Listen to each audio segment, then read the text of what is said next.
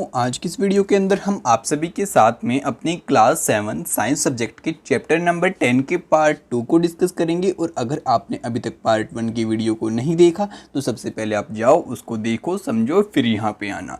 तो आज हम जानने वाले हैं हाउ डू वी ब्रीथ, यानी कि हम कैसे सांस को लेते हैं और कैसे अपनी ब्रीदिंग प्रोसेस को वर्क करते हैं। Let us learn about the mechanism of breathing. तो सबसे पहले हम जानेंगे कि जो हमारी ब्रीदिंग रहती है, यानी कि जो हमारा सांस लेना रहता है, उसका क्या मैकेनिज्म रहता है और कैसे वो आपकी जो प्रोसेस है वो वर्क करती है। Normally we take in air through our nostrils.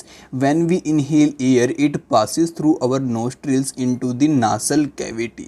अब यहाँ पे कहते हैं कि जो हम एयर लेते हैं ना, वो हमारे नोस्ट्रिल्स की हेल्प से हम अंदर लेते हैं। यानी कि जो हमारी नोज़ रहती है वहाँ उसकी हेल्प से हम क्या लेते हैं, अपनी बॉडी के अंदर एयर को लेते हैं। फिर वो हमारी एयर कहाँ पे चली जाती है, उसके बाद में वो चली जाती है हमारी नेसल कैविटी के अंदर। ठीक है। From nasal cavity the air reaches our lungs through the wind pipe. और कहते हैं नासल कैविटी के बाद हमारी विंड पाइप की हेल्प से जो हमने अपने अंदर एयर ली है वो चली जाती है हमारे फेफड़ों के अंदर, हमारे लंग्स के अंदर। Lungs are present in the chest cavity. अब कहते हैं कि जो हमारे फेफड़े होते हैं और जो हमारे लंग्स होते हैं वो कहाँ रहते हैं हमारी बॉडी में, हमारी चेस्ट की कैविटी के अंदर। यानी कि जो आपकी छाती होती है वहाँ पे जो आपका रिब हमने पढ़ा था आपके बोन वाले चैप्टर में, उसके नीचे। बाकी अगर आपको इस चीज़ को यहाँ पे शो भी करता है, इस वाले डायग्राम के अंदर आप देख सकते हैं यहाँ पे रहते हैं आपके फेफड़े और ये है आपकी कुछ नासल कैविटी वगैरह, और ये हो गई आपकी विंड पाइप, और ये हो गई आपकी नोस्ट्रिल वगैरह सब कुछ यहाँ पे। ठीक है। तो चलो अब आगे बात करते हैं। तो आगे कहते हैं the cavity is surrounded by ribs on the side, a large muscular sheet called the diaphragm forms the floor of the chest cavity. अब यहाँ पे कहते हैं कि भाई जो हमारे फेफड़े होते हैं इनको आपकी जो रिब वाली हड्डियाँ होती हैं ना, ये क्या करती हैं, कवर करती हैं। और जो हमारे फेफड़े होते हैं इनके नीचे आपका कुछ ऐसा स्ट्रक्चर रहता है आपके मांस की टाइप में, जो कि आपका इसका क्या बनाता है, बेस बनाता है। उसको हम क्या कहते हैं, डायफ्राम बोलते हैं। ठीक है। तो चलो अब आगे समझते हैं। तो आगे कहते हैं breathing involves the movement of diaphragm from the rib care and the rib cage. कहते हैं कि जब हम ब्रीदिंग करते हैं यानी हम सांस लेते हैं तो जो हमारा डायफ्राम है वो ऊपर नीचे मूव करता है, और साथ में जो हमारा रिब केस है, रिब केस यानी कि जो आपकी हड्डियों का ऐसा स्ट्रक्चर है ना, ये भी आपका मूव करता है। ठीक है। यानी कि आपका कोई हलचल इसके अंदर यहाँ पे होती है। During inhalation ribs move up and the outer ward and diaphragm moves down. कहते हैं कि जब हम सांस को अंदर लेते हैं तो जो हमारा ये रिब है, ये वाला स्ट्रक्चर है आपका, ये थोड़ा ऊपर की साइड चला जाता है, और जो आपका ये वाली चीज़ होती है ना आपका डायफ्राम, वो थोड़ा सा नीचे की साइड चला जाता है। ठीक है। अब कहते हैं कि this movement increase space in our chest cavity and air rushes into the lungs. कहते हैं कि इससे जो हमारी चेस्ट कैविटी होती है ना, वहाँ पे हमारा स्पेस जो होता है वो इंक्रीज हो जाता है। ठीक है। और जो हमारे यहाँ से और जो हमारे फिर लंग्स है ना, वो ज़्यादा एयर को अपने अंदर यहाँ पे रख पाएंगे। The lungs get filled with air. और कहते हैं कि जो हमारे फेफड़े हैं इस टाइम पे हवा से बिल्कुल भर जाते हैं। During exhalations ribs move down and inward while diaphragm move up to its former position. अब यहाँ पे कहता है जब हम सांस को बाहर की साइड छोड़ते हैं तो जो हमारे जो रिब का स्ट्रक्चर था ना, यानी कि जो आपका ये हड्डियों का स्ट्रक्चर था, अब ऊपर की साइड थोड़ा फूला था तो ये अगेन से नीचे की साइड आपका चला जाएगा, और जो आपका डायफ्राम था अगेन से ऊपर चला जाएगा आपकी पहले वाली पोजीशन में। ठीक है। तो चलो अब देखते हैं आगे हमें क्या कहते हैं। आगे कहते हैं this reduce the size of the chest cavity and air is pushed out of the lungs. और कहते हैं कि ये हमारी जो चेस्ट कैविटी होती है उसका साइज डिक्रीज कर देता है, और जो हमारे फेफड़ों के अंदर हवा थी उसको बाहर की साइड यहाँ पे निकाल देता है। This movement in our body can be felt easily. और कहते हैं कि ये जो हमारी बॉडी के अंदर मूवमेंट होती है हम इसको ईजिली फील कर सकते हैं। Take a deep breath, keep your palm on the abdomen, feel the movement of abdomen, what do you find. अब यहाँ पे कहते हैं कि आप एक काम करो, एक गहरी सांस लो और फिर हाथ रख के देखो आपको कैसा फील होता है, और फिर उसको बाहर की साइड छोड़ो और फिर देखो आपको कैसा फील होता है। तो आप इस मूवमेंट को यहाँ पे इजीली महसूस कर पाएंगे।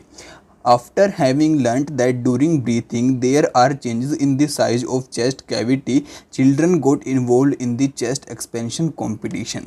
अब कहते हैं कि भाई बच्चे इस बात को जानने के बाद कि भाई हमारी जो चेस्ट है वो थोड़ी फूल जाती है जब हम अपने अंदर एयर ले लेते हैं, जब बाहर निकालते हैं तो थोड़ी सुकड़ जाती है, वो क्या करते हैं, कंपटीशन लगाते हैं। कैसा कंपटीशन कि भाई कौन अपनी चेस्ट को ज़्यादा बड़ा फुला सकता है। ठीक है।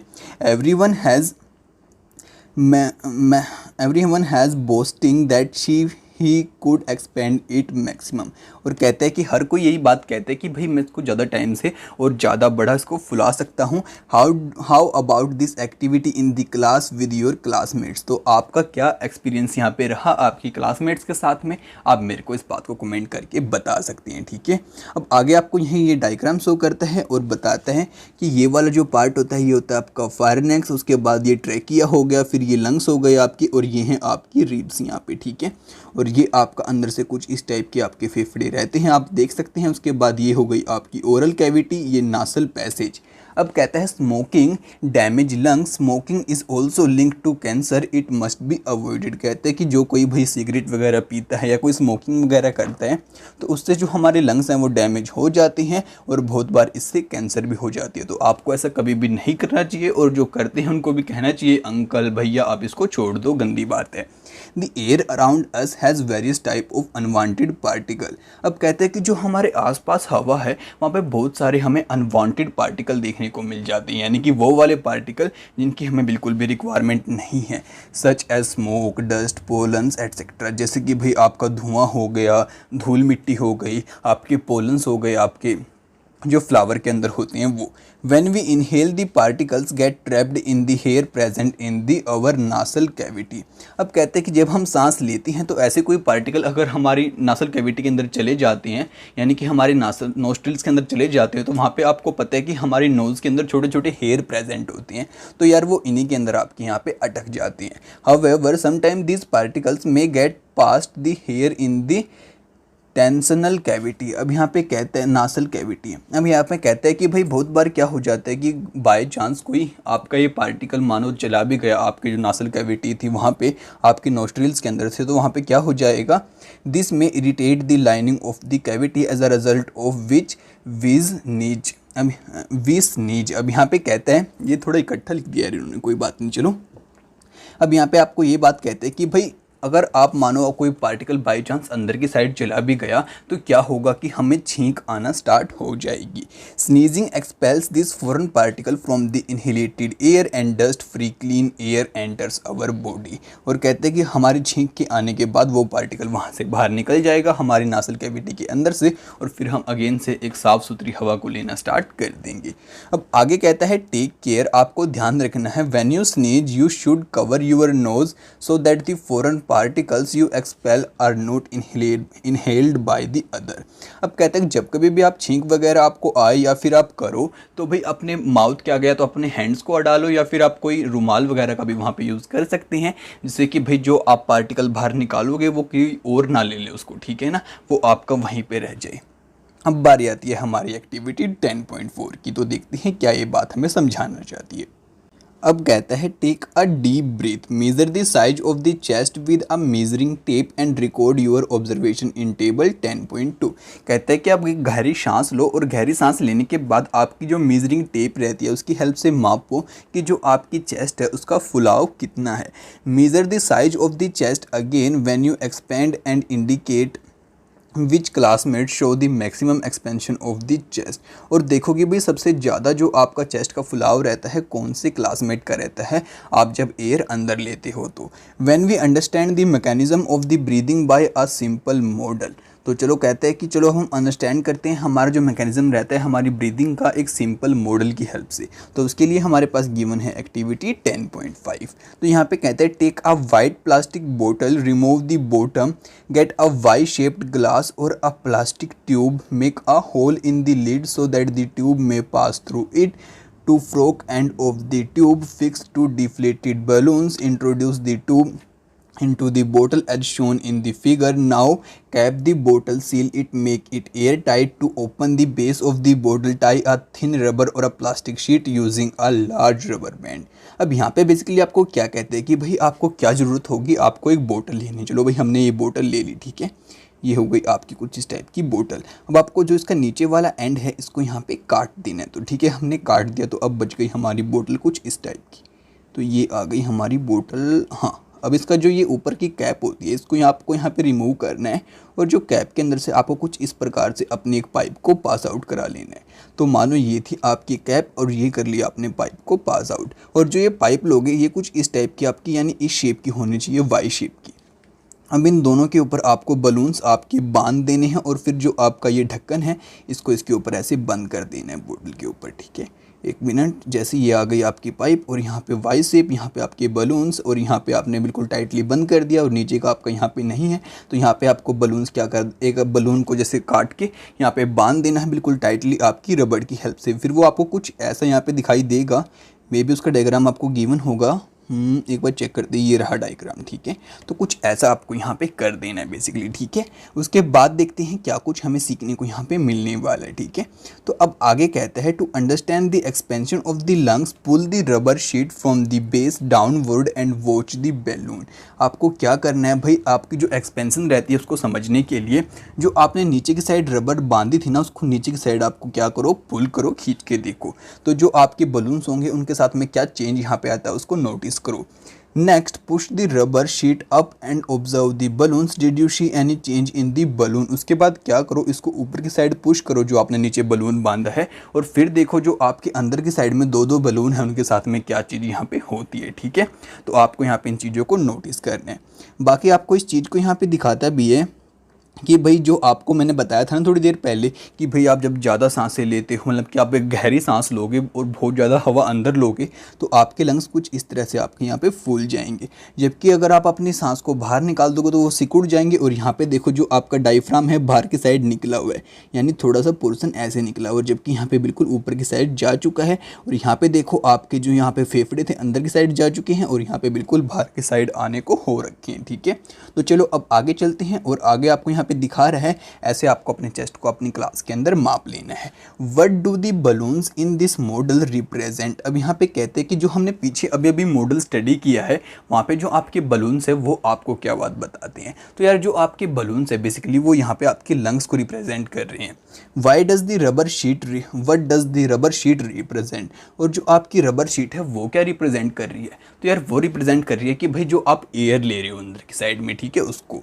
Now you should be able to explain the mechanism of the breathing. तो आप इससे इजीली एक्सप्लेन कर सकते हैं अपने मैकेनिज्म को जो कि आपकी ब्रीदिंग है वो कैसे वर्क करती है। तो चलो अब स्टडी करते हैं। What do we breathe out. तो हम जो अपनी सांस को लेते हैं अंदर, अब उसको बाहर कैसे निकालते हैं और वहाँ पे क्या प्रोसेस आपकी रहती है, ठीक है। तो इसके लिए हमारे पास गिवन है एक्टिविटी 10.6। अब यहाँ पे कहते हैं take a cylinder, clean test tube और अ ग्लास प्लास्टिक बोतल, make a hole in its lid and fix it on the बोतल, pour some freshly prepared lime water in the test tube, insert a plastic straw through the hole in the lid in such a way that it's deep in lime water. Now blow gently the straw a few times. There is a change in the appearance of the lime water. Can you explain this change on the basis of your learnt in chapter number 6? अब यहाँ पे basically आपको क्या कहते हैं कि आप एक ट्यूब लो, ठीक है। मानो आपने कोई टेस्ट ट्यूब ले ली, उसके अंदर आपको क्या करना है, ऐसे उसके ढक्कन को टाइटली फिट कर देना, उसके अंदर से आपको एक स्ट्रो को डाल देना है, ठीक है। और इसके अंदर आपको पहले क्या डाल देना है, यहाँ पे लाइम वाटर, जो कि आपको कुछ इतने आपको यहाँ पे फिल कर देना है। उसके बाद आपको इसके अंदर आपने क्या करनी है, फूंक मारनी है। तो कुछ ऐसा आपको यहाँ पे करना होगा जैसे कि आपको इस डायग्राम के अंदर यहाँ पे शो कर रखा है, ठीक है। तो चलो अब आगे बात करते हैं और आगे देखते हैं क्या आपको कहना चाहते हैं। कहते हैं you are aware that air we inhale और exhale is a mixture of gases. कहते हैं कि आपको इस बात का यहाँ पे पता होना चाहिए कि जो हम सांस अंदर लेते हैं और बाहर निकालते हैं वहाँ पे आपकी बहुत सारी गैसेस का क्या रहता है, मिक्सचर रहता है। What do we exhale only carbon dioxide और a mixture of gases along with it. अब यहाँ पे कहते हैं कि क्या कभी आपने इस बात को सोचा कि क्या सिर्फ हम कार्बन डाइऑक्साइड ही बाहर निकालते हैं या फिर उसके साथ में और गैसेस भी आपकी मिक्स होती हैं। You must have also observe that if you exhale on a mirror a film of moisture appear on its surface, from where do these droplets come. अब यहाँ पे कहते हैं आपने इस चीज़ को तो ज़रूर देखा होगा कि भाई जब कभी आप किसी शीशे के ऊपर अपनी सांस को छोड़ते हो तो वहाँ पे आपका कुछ धुंधला धुंधला आपका जम जाता है, उसके बाद आप अपना नेम वगैरह लिखते हो। आपने अगर कभी सर्दियों में ट्राई ज़रूर किया होगा, वैसे भी यार ऐसा हो जाता है, ठीक है। तो इससे आपने कभी क्या ये सोचा कि जो आपका माउथ है वहाँ से आपकी ड्रॉपलेट्स कैसे आई, ठीक है। तो चलो इसके बाद हम आगे बात करते हैं। तो ये कुछ हमारा मॉडल था, इसको हमने स्टडी किया था। अब यहाँ पे बोजो भी कहता है, Boojho want to know how much air a person can hold in the lungs. Boojho इस बात को जानना चाहते हैं कि भाई एक इंसान कितनी ज़्यादा हवा अपने लंग्स के अंदर रख सकता है। तो यार बहुत ज़बरदस्त क्वेश्चन है, इसका आंसर ढूंढने की अब खुद से कोशिश करना, ठीक है, कि यार बच्चों के अंदर क्यूरियोसिटी होनी चाहिए। अब कहते हैं ब्रीथ फॉर बेटर लाइफ, कि हम सांस लेते हैं हमारी लाइफ को बेटर बनाने के लिए। Regular traditional breathing exercise pranayama can increase the capacity of lungs to take in more air. अब यहाँ पे कहते हैं कि अगर हम रेगुलर एक्सरसाइज करें सांस लेने की, छोड़ने की, मतलब कि अपने सांस को अंदर होल्ड करने की, तो उससे क्या होगा, हमारे जो लंग्स हैं उनकी कैपेसिटी बढ़ेगी ज़्यादा से ज़्यादा ऑक्सीजन लेने की, यानी कि ज़्यादा एयर लेने की। The more oxygen can be supply to the body cellular cells result in the release of more energy. और कहता है जितनी ज़्यादा एनर्जी और जितनी ज़्यादा एनर्जी हमारे सेल प्रोड्यूस करेंगे, जितनी ज़्यादा उनके पास क्या पहुँचेगी, हमारी ऑक्सीजन पहुँचेगी। और ज़्यादा ऑक्सीजन कब पहुँचेगी, जब हम डेली क्या करेंगे, सांस की प्रैक्टिस करेंगे, ठीक है। तो यार है ना कमाल बात, इसलिए हमें इस चीज़ को ट्राई जरूर करना चाहिए। तो चलो फटाफट से अब आगे चलते हैं और आगे समझते हैं। कहता है the percentage of oxygen and carbon dioxide in inhale and exhaled air. अब कहते हैं कि आपको हम परसेंटेज बताएंगे आपकी ऑक्सीजन की एंड कार्बन डाइऑक्साइड की, जब हम इनहेल करते हैं अपने अंदर हवा लेते हैं जब कितनी रहती है, और जब बाहर निकालते हैं तब कितनी रहती है, ठीक है। तो ये तो होगी जब हम अंदर लेते हैं, ये होगी तब हम बाहर निकालते हैं, ठीक है। तो हमारे ये हो गए लंग्स, ठीक है। हमने 21% ऑक्सीजन ली और यहाँ पे थी 0.004% कार्बन डाइऑक्साइड।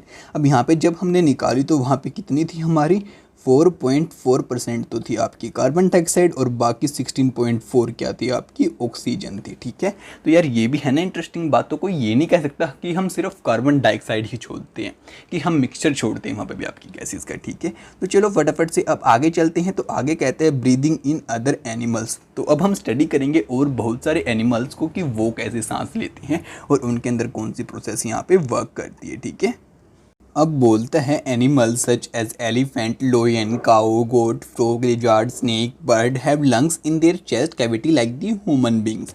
कि जो आपके एनिमल होते हैं, जैसे आपका हाथी हो गया, शेर हो गया, आपकी गाय हो गई, आपकी बकरी हो गई, आपका मेंढक हो गया, आपकी छिपकली हो गई, आपकी स्नेक हो गई, यानी कि आपके सांप हो गए, आपके पक्षी वगैरह हो गई, इन सभी के पास भी आपके लंग्स ही रहते हैं, यानी कि आपके फेफड़े रहते हैं, जिसकी हेल्प से क्या कर पाते हैं, सांस ले पाते हैं।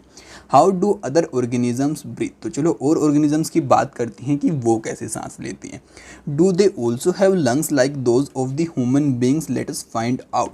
क्या उनके पास भी फेफड़े होते हैं हम इंसानों की तरह, या फिर किसी और तरीके से वो सांस लेते हैं। तो सबसे पहले हम बात करेंगे कॉकरोच को लेके। तो यार कॉकरोच का नाम सुन के आप डर मत जाना, हम स्टडी करते हैं। अब कहता है a cockroach has small opening on the sides of its body, other insect also have this similar opening. कहते हैं कि जो आपका कॉकरोच रहता है ना, इसकी जो आपकी बॉडी रहती है, इसके साइड में आपकी इसकी छोटी छोटी ओपनिंग आपको देखने को मिल जाएंगी, और भी जो इस टाइप के आपके इंसेक्ट रहते हैं उनके साथ भी ऐसी कुछ ओपनिंग आपकी रहती है, ठीक है। तो यार अब आगे चलने से पहले एक बार बोजो भैया की बात भी सुन लेते हैं। तो बोजो कहता है, Boojho want to know if cockroach, snails, fish, earthworm, ants and mosquito also have lungs. तो ये इसी बात को जानना चाहता है कि क्या इनके पास भी फेफड़े होते हैं, कि आपके जो कॉकरोच हो गए, स्नेल हो गए, आपकी मछलियाँ हो गई, आपके जो अर्थवॉर्म हो गए और जो आपके मच्छर हो गए, ठीक है। कहता है आगे, these openings are called the spiracles. कि जो आपकी ओपनिंग होती है ना इनकी बॉडी के ऊपर, इसको हम क्या कहते हैं, spiracles. Insects have a network of air tube called the trachea for gas exchange. अब यहाँ पे कहते हैं कि इनकी जो बॉडी होती है ना, उसके अंदर आपका इनका पूरा एयर ट्यूब का एक नेटवर्क रहता है, जिसको ये कहते हैं ट्रैकिया, और वो क्या करता है, इनकी गैस को एक्सचेंज करने में हेल्प करता है। Oxygen rich air rushes through the spiracles into the tracheal tubes. हम कहते हैं कि जो इनकी बॉडी के साइड में आपने पढ़ा था कि स्प्रेकल्स होते हैं, वो क्या करते हैं, बाहर से आपकी एयर को अंदर लेते हैं और फिर डायरेक्टली इसके अंदर भेज देते हैं, कहाँ पे, आपके ट्रैकियल के अंदर। फिर ट्रैकियल क्या करता है, आपको पता ही है, तो उनका एयर नेटवर्क है पूरी की पूरी बॉडी का, और सारी की सारी बॉडी में फिर क्या हो जाती है, सप्लाई हो जाती है। Diffuse into the body tissues and reaches every cell of the body. और ऐसे करके वो क्या चली जाती है, हर एक सेल तक पहुँच जाती है बॉडी में। Similarly carbon dioxide from the cells goes into the tracheal tubes and move out through the speckles। और ऐसे ही उल्टा भी होता है कि जो इनके सेल्स होते हैं उनके अंदर से कार्बन डाइऑक्साइड बाहर इनके ट्रैकियल में चली जाती है, वहाँ से आपकी स्प्रेकल्स में चली जाती है, फिर बाहर निकल जाती है। दीज एयर ट्यूब्स और trachea are found only in insect and not in any other group of animals. और कहते हैं कि ये इस टाइप का सिस्टम आपका सिर्फ इंसेक्ट के अंदर ही रहता है और किसी ऑर्गेनिजम्स के अंदर बिल्कुल भी नहीं रहता। तो बाकी आपको यहाँ पे शो भी करा इस सभी चीज़ को कि भाई देखो ये सभी चीज़ें आपकी कैसे यहाँ पे दिखा रखी हैं, ठीक है। आप इसको इजीली आप यहाँ पे स्टडी कर सकती हैं। और बाकी यहाँ पे पूरा का पूरा आपको ट्रैकियल सिस्टम ही शो कर रखा है, ठीक है। तो अब जो हमारे बोजो भैया ने क्वेश्चन किया था तो इसका जवाब होगा नो, नहीं यार उनके पास लंग्स नहीं होते, हम सभी ह्यूमन बींग्स की तरह। तो अब हम स्टडी करते हैं हमारे अर्थवॉर्म को लेके, जो कि आपको पता है कि आपकी बारिश के बाद निकलता है। Recall from chapter 9 of the class 6 that earthworm breathe through their skin. आपने क्लास 6 के अंदर स्टडी किया था कि जो आपका अर्थवॉर्म होता है वो अपनी स्किन की हेल्प से क्या लेता है, सांस लेता है। The skin of an earthworm feels moist and slimy on touching. और कहता है अगर हम उसकी स्किन को टच करते हैं तो वो हमें थोड़ी नमी की टाइप में और थोड़ी स्लिमी टाइप में लगती है। Gases can be easily pass through them. और कहते हैं वहाँ से जो आपकी गैस रहती है इजीली पास हो जाती हैं through. Frogs have a pair of lungs like the human beings. और कहते हैं जो आपकी फ्रॉग रहती हैं, मेंढक रहती हैं, तो यार उनके अंदर क्या होती हैं, लंग्स होती हैं, फेफड़े होती हैं, हम ह्यूमन बींग्स की तरह ही। They can also breathe through their skin which is moist and slippery. और कहते हैं कि ये अपनी स्किन की हेल्प से भी क्या कर सकती हैं, सांस ले सकती हैं, जो कि क्या होती है, थोड़ी स्लिपरी रहती है। और आपको पता है इनकी स्किन भी थोड़ी आपकी नमी टाइप में रहती है, ठीक है। तो हमने फ्रॉग के बारे में क्या स्टडी किया कि जो हमारे फ्रॉग हैं इनके पास भी आपके लंग्स होते हैं, हम ह्यूमन बींग्स की तरह है, और ये क्या करती हैं, अपनी स्किन के जरिए भी सांस ले सकती हैं, ठीक है। तो यहाँ पे अगर हम फ्रॉग को बाहर निकाल दें, जो कि हमारा मेंढक तक कहाँ गया, नहीं यहाँ पे हमारा मेंढक नहीं, तब बोलोगे भैया क्वेश्चन में। तो चलो फटाफट से अब आगे चलते हैं और आगे समझते हैं। तो आगे बोजो अगेन से कहता है, has a seen in television programme that whale and dolphin often come to the water surface then even release a fountain of water sometime while moving upward, why do they do so. कहते हैं कि बोजो ने TV के ऊपर एक show देखा, वहाँ पे जो आपकी डॉल्फिन मछली रहती है, आपकी वेल मछली रहती है, वो बार बार आपके समुद्र की सतह पे आती है और एक पानी का फाउंटेन बाहर निकालती है अपने ऊपर से। तो क्यों निकालती है, क्या वो चीज़ है, आप उसको यहाँ पे समझने की कोशिश करो।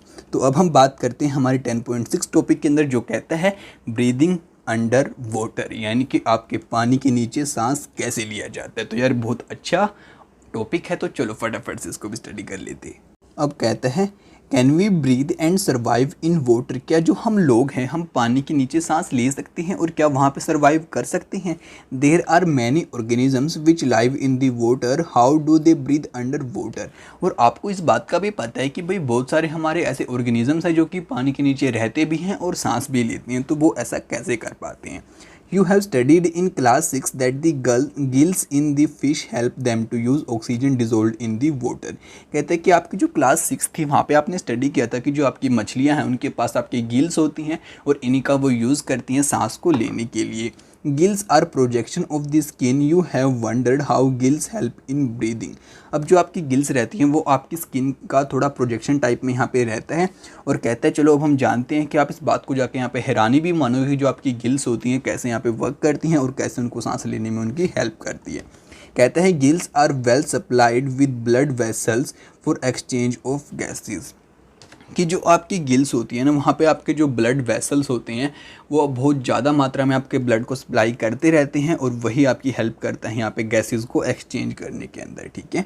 तो अब यार ये हो गई आपकी फ़िश, यहाँ पे कुछ इस टाइप से रहती हैं आपकी गिल्स, आप यहाँ पे देख सकते हैं। बाकी अब कहते हैं डू प्लांट ऑल्सो रेस्पायर। क्या जो आपके पेड़ पौधे होते हैं वो भी रेस्पायर करते हैं या फिर नहीं करते हैं। Like other living organism plant also respire for their survival, you have learned in class 6। कहते हैं ये चीज़ तो आपने अपनी क्लास 6 में ही पढ़ ली थी कि जो आपके प्लांट होते हैं वो भी सांस लेते हैं अपनी लाइफ प्रोसेस को चलाने के लिए। They also take in the oxygen from the air and give out carbon dioxide. कहते हैं कि जो आपके प्लांट रहते हैं क्या करते हैं, ऑक्सीजन को लेते हैं और कार्बन डाइऑक्साइड को बाहर निकालते हैं। In the cells oxygen is use to break down glucose into carbon dioxide and water as in the other organisms. और कहते हैं कि जो इनके सेल होते हैं वो भी सेम काम करते हैं, आपके ऑक्सीजन को बाहर से लेते हैं और क्या करते हैं, अपने अंदर जिनका ग्लूकोज रहता है उसको ब्रेक डाउन कर देते हैं कार्बन डाइऑक्साइड और वाटर में, फिर आपकी यहाँ पे बाहर निकाल देती हैं। In plants each part can independently take in oxygen from the air and give out carbon dioxide. और जो आपके प्लांट रहते हैं उनकी एक खास बात भी रहती है। क्या खास बात रहती है कि उनकी जो बॉडी होती है ना उसका हर एक पार्ट इंडिपेंडेंटली बाहर से एयर को अंदर ले सकता है और बाहर भी छोड़ सकता है। ठीक है, you have already learned in chapter 1 that the leaves of the plant have टिनी pores called the stomata for exchange of oxygen and carbon dioxide. और आप इस वाली जो क्लास थी इसके चैप्टर 1 में ही इस बात को जान चुके हैं कि जो आपके प्लांट्स होते हैं उनके जो पत्ते होते हैं उनके अंदर छोटे छोटे आपके पोर्स रहते हैं, उनको हम कहते हैं स्टोमेटा। और जो स्टोमेटा होते हैं वो एक्सचेंज करने में हमारी हेल्प करते हैं आपकी ऑक्सीजन को और कार्बन डाइऑक्साइड को। ठीक है, तो यार बाकी अगर आपने चैप्टर 1 की वीडियो को अभी तक नहीं देखा है तो जाओ फटाफट से उसको देखो समझो। ठीक है, तो चलो हम आगे बात करते हैं। तो आगे पहेली कहती है, Want to know whether roots which are underground also take in oxygen? If so, how? कहते हैं कि जो आपके प्लांट की जड़ें होती हैं क्या वो भी ऑक्सीजन ले लेती हैं? तो कैसे लेती हैं इस बात को सोचो। अब यहाँ पे आपको मैं इस डायग्राम से ही इस बात को क्लियर कर देता हूँ। बेसिकली होता क्या है कि जो आपको मैंने बताया था कि जो आपकी मिट्टी होती है उसके बीच में थोड़ा थोड़ा आपका गैप रह जाता है, वहाँ पे आपकी एयर फिल हो जाती है। ठीक है, बाकी आपको यहाँ पे दिखा भी रखा है कि ये जो आपका येलो येलो स्पेस है सारा आपकी एयर का स्पेस है। और यहाँ पे आपकी ये क्या है, आपके पेड़ की जड़ाई जो ग्रीन ग्रीन आपको दिखाई दे रही है। तो ये ईजिली यहाँ से क्या ले सकती है, एयर ले सकती है और ये आपकी मिट्टी के यहाँ पे पार्टिकल है। बाकी देखते हैं यहाँ पे क्या कहते हैं। कहते हैं like all other living cells of the plant the root cells also need oxygen to generate energy. कहते हैं कि बाकी सेल्स की तरह जो आपकी जड़ों के सेल होते हैं उनको भी ऑब्वियसली बात रिक्वायरमेंट तो होगी ग्लूकोज की, मतलब कि एनर्जी की, उनकी जो प्रोसेस है उसको कंप्लीट करने के लिए। Root take up air from the air space present between the soil particles. तो जैसे कि मैंने बताया कि जो सोयल पार्टिकल्स होते हैं उनके बीच में जो हवा होती है उसी को वो ले लेते हैं। ठीक है, can you guess what would happen if a potted plant is over watered. क्या कभी आपने सोचा है कि जो आपके गमले के अंदर पौधे होते हैं अगर आप उसके अंदर ज़्यादा पानी दे दें तो क्या हो जाएगा? तो यार ऑब्वियसली बात है, जो आपका प्लांट है वो मर जाएगा क्योंकि उसको क्या नहीं मिल पाएगा, वाटर नहीं मिल पाएगी, एयर नहीं मिल पाएगी, आपकी ऑक्सीजन नहीं मिल पाएगी क्योंकि आपने क्या कर दिया, उसको पानी से कवर कर दिया।